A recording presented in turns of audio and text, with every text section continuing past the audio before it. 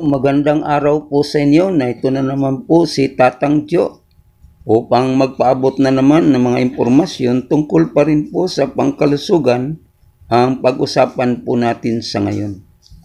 Ang pag-usapan po natin sa ngayon dahil po sa patindi na ang init ng ating panahon o summer na, ay paghandaan po natin.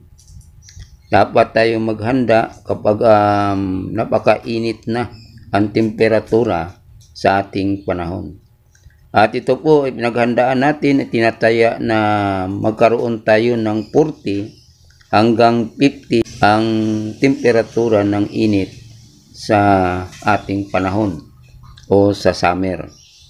Kaya ang paalaala, palagi tayong uminom ng malinis na tubig.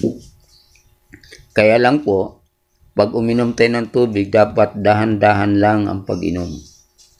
Iwasan natin ang mabilis na pag-inom, lalo na kapag ito'y malamig na tubig na maraming hilo. Ito po ay hindi maganda para doon sa panahon na napakatindi ang init. Mamaya, malaman natin kung bakit.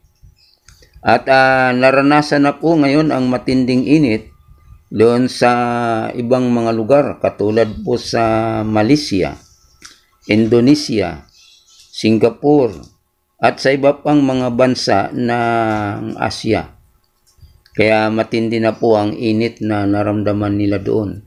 At sa atin ay patindi na rin, pasimula na.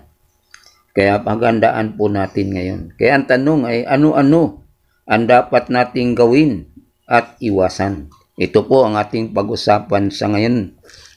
At ang una, ang dapat nating gawin, ayon sa mga doktor, kapag ang temperatura ay umabot na ng 40, huwag agad uminom ng malamig na tubig.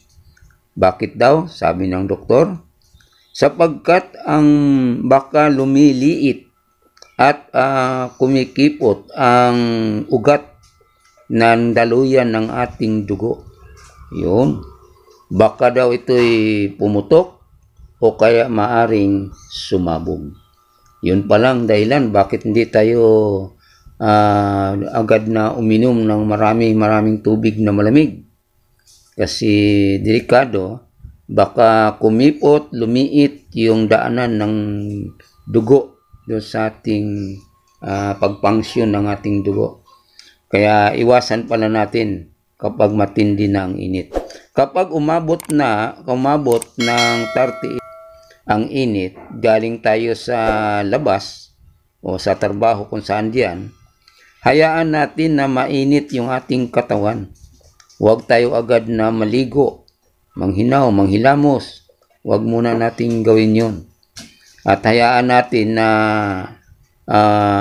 lumaymig na lang yung ating sarili. At dahan-dahan sa pag-inom ng tubig.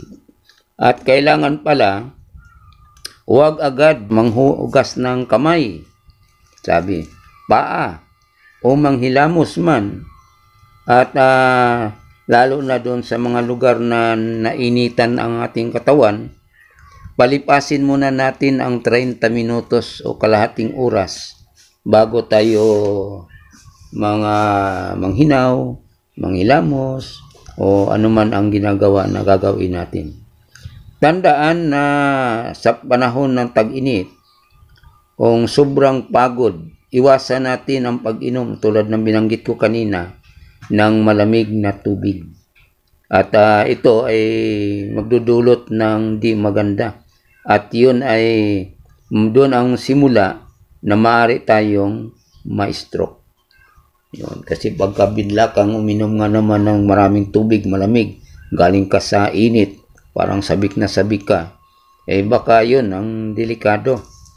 At maaring kumipot yung ugat natin sa daluyan ng dugo at maaring magdulot ito ng pagka-stroke. Yun. Kaya kung inom tayong tubig, yung mas maganda, ang iinumin po natin yung maligamgam na tubig. Galing tayo sa initan, mainit ang panahon, para pumaparehas sila. Init ng panahon at yung init naman ang iniinom natin. Pero dandahan pa rin ang pag-inom ng tubig. Huwag nyo natin bidlain ng pag-inom ng maraming tubig. Kaya yun ay tulong para maiwasan natin ang maring mangyari sa atin sa panahon ng masyadong mainit ang panahon.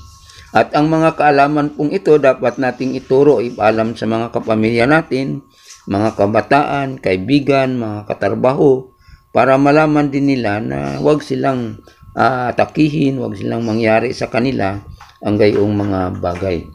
At yun lang mga kabraso ang nais kong pinabot sa inyo at maraming salamat sa inyong pag-subscribe sa akin. At yung mga hindi pa po nakapag-subscribe, paki-subscribe na lang po kay Tatang Jo TV. Muli, magandang araw sa inyong lahat.